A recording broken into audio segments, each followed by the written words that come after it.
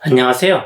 아침이 바뀌면 인생이 바뀐다라는 믿음을 주는 남자 아일람 장한식입니다. 오늘 여러분에게 추천 공유하는 내용의 책은 단지 돈을 벌기 위한 아르바이트야말로 가장 어리석은 투자라는 카테고리 당신은 겉보기에 노력하고 있을 뿐이라는 책으로 꿈을 펼치는 아침을 열겠습니다. 영어 강사 생활을 시작한 첫 해였던 2010년 연말에 나는 인민대학 경제학과에 입학한 한 여학생을 알게 됐다.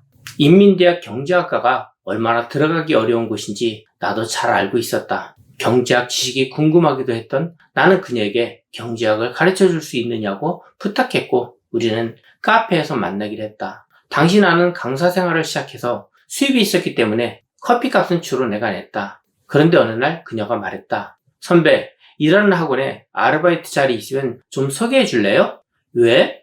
요즘 돈이 너무 부족해서요. 늘 선배가 커피값 계산하는 것도 부담스럽고 혹시 영어 고급반 시험은 본 적 있니? IELTS나 토플은?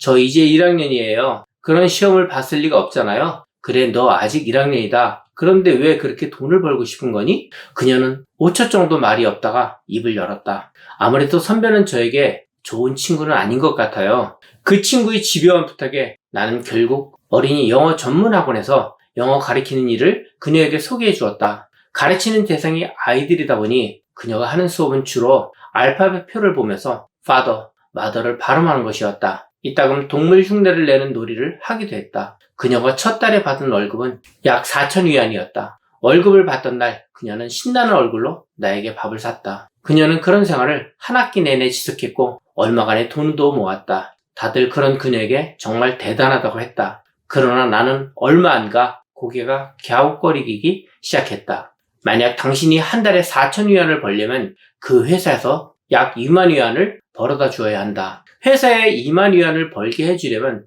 당신은 하루에 꼬박 8시간을 바쳐 일해야 한다. 당신 인생이 한 달의 가치는 과연 4,000위안인가? 심지어 그녀는 강의 준비에만 하루에 10시간 가까이 쏟아붓고 있었다. 밥 먹고 잠자는 시간을 합쳐서 총 8시간이라고 치면 하루 중 온전히 자신의 공부에 쏟을 수 있는 시간은 6시간 정도가 남는다. 이 6시간을 전부 자신의 공부에 쏟는다 해도 그녀는 이미 10시간을 학원 강의에 쓰고 있으므로 전업학생은 아니다. 아이를 가르치는데 쓴 10시간이 자기 공부를 한 6시간을 한참 상회하고 있기 때문이다. 자신이 가장 공부해야 할 시기에 남을 가르치는데 시간과 노력을 더 쏟고 있다면 나는 이런 대학생활 4년의 의미는 대체 어디에 있다고 해야 할까? 내가 진지하게 이런 이야기를 하자 그녀는 나에게 고맙다고 말했다. 듣고 보니 선배 말이 맞는 것 같아요. 강사 일은 그만두는 게 좋겠어요. 그런데 이때 전혀 생각지 못한 일이 일어났다. 그녀의 강의를 좋게 보아온 원장이 월급을 2배로 올려주겠다고 제안한 것이다.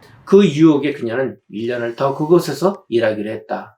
나도 그녀를 더 이상은 막지 않았다. 그런데 그녀와 함께 밥을 먹을 때마다 느껴지는 변화가 있었다. 내가 듣고자 했던 경제 지식에 관한 이야기는 점점 줄어들고 영어 공부에 대한 이야기가 늘어나기 시작했던 것이다. 나는 조심스럽게 그녀에게 물었다. 혹시 나중에 영어 강사가 될 생각이니? 아니요. 전 경제학 전공이잖아요. 나중엔 아마 란센펜 같은 경제학자가 되어 있지 않을까요? 그 말에 나는 더더욱 입이 다물어지지 않았다. 지금 내가 하고 있는 일들을 계속하면 경제학자가 아니라 영어 강사가 될 것 같은데? 지금 내가 하고 있는 것들을 봐. 경제학과 관련된 건 하나도 없잖아. 내가 지금은 실감이 안 날 수도 있지만 평소의 노력과 관심사가 쌓여서 결국 내 미래까지도 결정하게 되어 있어. 그럴 리가요. 전 필요한 돈만 벌면 그만둘 거예요. 사람에게는 물질적 기반도 중요한 거잖아요. 나도 내가 한 말이 부디 틀렸기를 바라며 더는 아무 말도 하지 않았다. 그녀의 2학기 여름방학이 되었다. 많은 은행에서 경제학과 학생들에게 인턴 근무 기회를 제공했다. 그녀의 과 친구들 대부분이 오퍼를 받았다. 그러나 그녀는 아르바이트에 바빴다. 그때까지도 영어 능력 검정시험에서 4급도 통과하지 못한 상태였고 경제학과 관련된 어떤 자격증도 가지고 있지 않았다. 그 와중에 문화 관련 강의는 또 2개나 신청해둔 상태였다. 그 사이 향상된 능력이라고는 수업 시간에 아이들을 달래 집중시키는 법과 학부모를 면담하는 법이었다. 다행히 이 이야기의 결말은 나쁘지 않다. 이 친구가 올해 졸업을 해서 더 깊은 공부를 하러 미국으로 떠났기 때문이다. 그녀는 지금까지도 그때의 경험을 헛되지 않았다고 이야기하지만 나로서는 따뜻한 물속에서 서서히 죽어가는 개구리가 연상될 뿐이었다. 그녀 자신은 그 시절에 정말 열심히 노력했다고 말하지만 그때의 경험에서 대체 무엇을 제대로 배울 수 있었단 말인가? 대학 4년은 고도의 지식을 집중적으로 흡수하는 시기다. 1분 1초가 보물처럼 귀하다. 그런 시간을 왜 돈 버는 데 쓰려고 하는가? 돈을 벌 시간은 졸업 후에도 많다. 그러나 무언가를 밀도 있게 배우는 시간은 다시 얻기 어렵다. 게다가 학창시절에는 원래 돈이 부족한 것이 정상이다. 그런 시기를 통과하면서 단련된 의지가 훗날 자신이 진실로 원하는 일에도 전할 수 있게 되는 원동력이 되는 것이다. 그런 의미에서 세상에는 시간 낭비, 인생 낭비, 의지 낭비에 지나지 않은 여러 종류의 검이 있다. 나도 대학 시절에 과외 아르바이트를 한 적이 있다. 당시에는 그저 돈이 생겨 기뻤다. 그러나 얼마 지나지 않아 시간당 100위안의 수입과 함께 IQ 저하와 엄청난 시간 낭비가 된다는 사실을 발견했다. 2주 후 나는 결국 과외를 그만두었다. 많은 서비스업이나 택배 전단지를 돌리는 일 같은 것은 누구라도 할 수 있는 일이다. 나는 지금 직업에 대한 귀천을 말하고 있는 것이 아니다.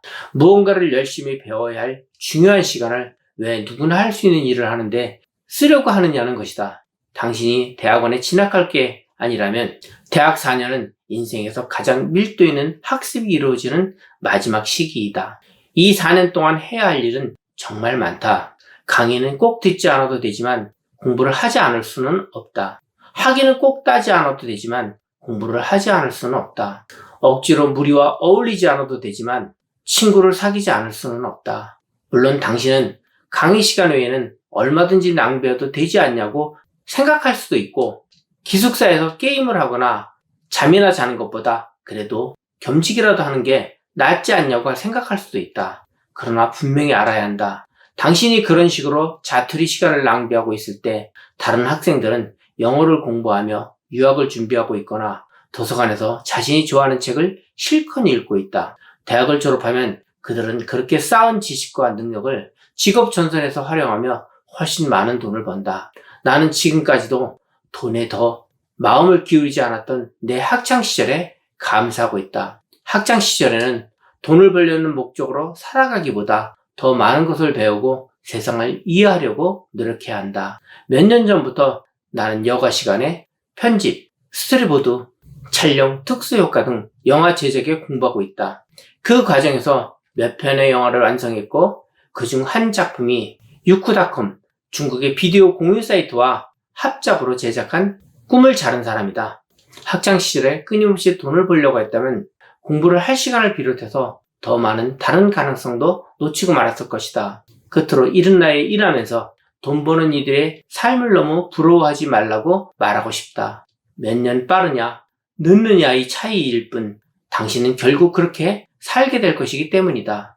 그들에게는 없고 당신에겐 있었던 시간과 청춘이야말로 다른 무엇보다 소중한 것이다. 그러므로 무의미한 겸직을 하느라 청춘을 낭비하는 일만은 없기를 바란다. 그것은 정말로 무가치한 선택이기 때문이다.